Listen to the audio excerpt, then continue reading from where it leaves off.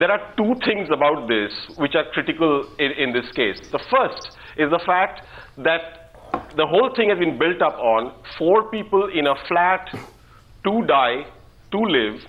So the 2 that lived must have killed Hemraj and Aarushi.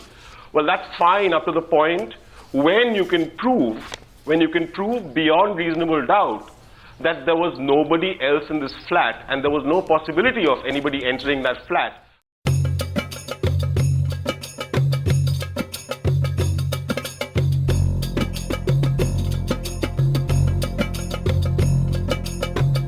The second theory of murder is peddled by Sen and Talwar lawyers and revolves around a random set of servants doing the deed, and was attained by doing controversial and unverifiable tests like the Narco Test that generated inconclusive, contradictory and planted statements from these servants.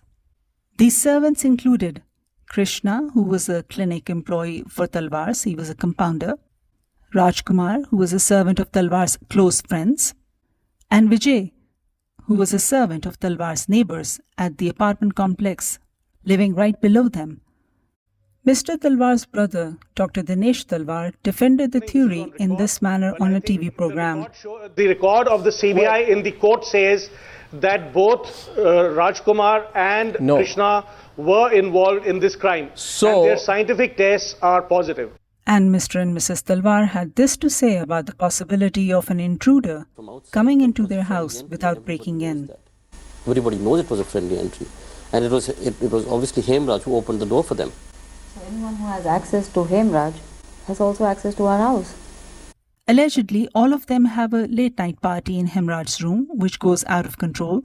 They are all drunk, they are all envious of Talwars. Krishna in particular is pissed off about being reprimanded by Mr. Talwar. So all of them get back at Talwars by killing the person most precious to them, or kill her just for lust, either after a sexual assault or assault attempt. Either Krishna kills both or Rajkumar kills both, with Vijay as a mere standby. Imagine 4 people roaming a small apartment and roof terrace, drunk and disorderly, going about gruesome acts without even the neighbors hearing anything. This level of precision is rare even in planned murders. Sen mentions a bloody pillow cover and Khukri found at Krishna's place as evidence of his guilt. In the book, Sen describes the pillow cover as case-turning evidence. Khukri is a special kind of Nepali knife. It is a bit larger than a normal kitchen knife and also is slanted, shaped a bit differently. But none of them ever admitted to being there together during interrogation and had alibis for the timeline. The origin of the pillow cover was never confirmed, the Khukri was never confirmed as the murder weapon, and frankly, who would take such a big risk of waking up the parents while committing any of these assaults and murder, all for jealousy, envy, lust or revenge? Wouldn't it be easier to kill when parents weren't around? Why would an honest housekeeper cook stand quietly to witness Aarushi's slaughter?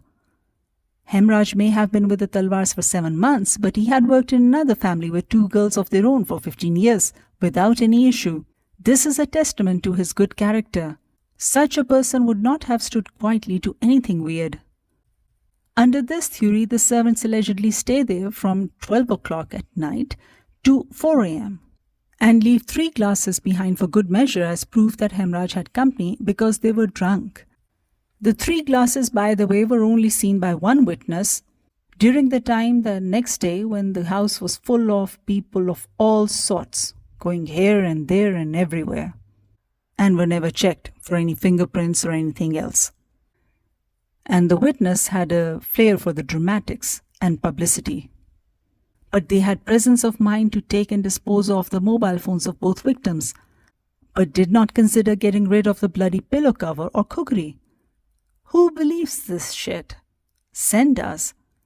All of these statements came out in the lie detector test, Narco Test and brain mapping test, and the results, that is, the statements of all the 3 servants, do not match, are full of inconsistencies, make no sense, show no motive, and are derived under a cloak of suggestibility. But Sen believes they did it. He has a blind spot. मुझे क्या है उसको मारने का? मारने का मुझे क्या हो सकता है? अर्श को मारने का मोटिव मोटिव मेरे को ये हो सकता है कि हेमराज ने गलत करने का क्या? हेमराज ने आकर गलत करने की कोशिश करी और उसको भी मार दिया. The entire narco exercise is widely available on YouTube and given gotcha treatment in the otherwise excellent film adaptation on the case starring Irfan Khan. ये आपका स्टोरी है ना? आपने इमेजिन किया है ना? हेमराज ने कुछ बताया क्या? हेमराज ने क्या बताया था? मैम मैंने किसी की हत्या नहीं करी मैम. सब कुछ कर सकता हूँ पर मैं हत्या नहीं कर सकता. The Narco Test is a slap on the face of actual investigative work which apparently no one wanted to do. I did not believe a word of it. As unlikable, suspicious, and attention-seeking as these three servants were, it did not make them killers under a controversial, unverifiable, vague lab rat program. Remember, their alibis checked out. They were arrested and they were interrogated quite harshly for a very long time. I think it was either a month or two. Why would any servant be armed when all that they were there for was a late-night party, if indeed they were there for the late-night party? The servants were outside people. They could not have predicted how the family would have lived or what they would have done late at night. Who was in a better position to control the environment than the Talwars? After all, it was their apartment. When you're in your own home, your behavior pattern cannot be really predicted. You can get up at night to drink a glass of water from the kitchen or watch TV in the drawing room or go to your daughter's room to again check the router, to work on the internet, back in your own room. I mean, who's to know what you will do in your own house? How can anyone expect the servants to have predicted how the family, especially the parents, would have reacted or acted? They could not have determined to have an easy ride of either assaulting or trying to assault or killing, and not just one killing, but two killings, without any resistance, without any scuffle, without any noise, without disturbing anyone or anything, in an environment that was not their own. It's one thing to commit a murder when no one is around. It's one thing to murder someone in your own room. It's quite another to go to another person's place in the dead of night, and while two people are fast asleep in the room next door, to kill their daughter, then their servant, and walk away as if nothing has happened. Now, does that make sense? I don't think it does. It was only under the Narco Test that they started coming up with certain storylines.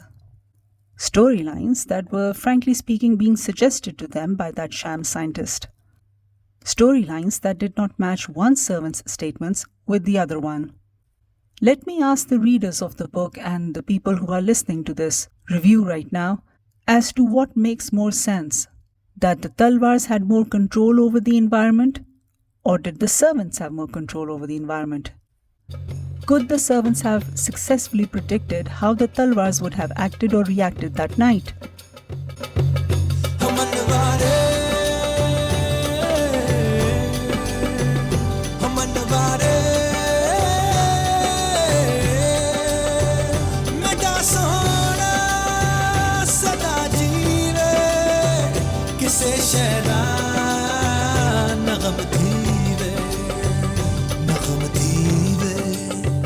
सदा जीवे नगम धीरे सदा जीवे सदा जीवे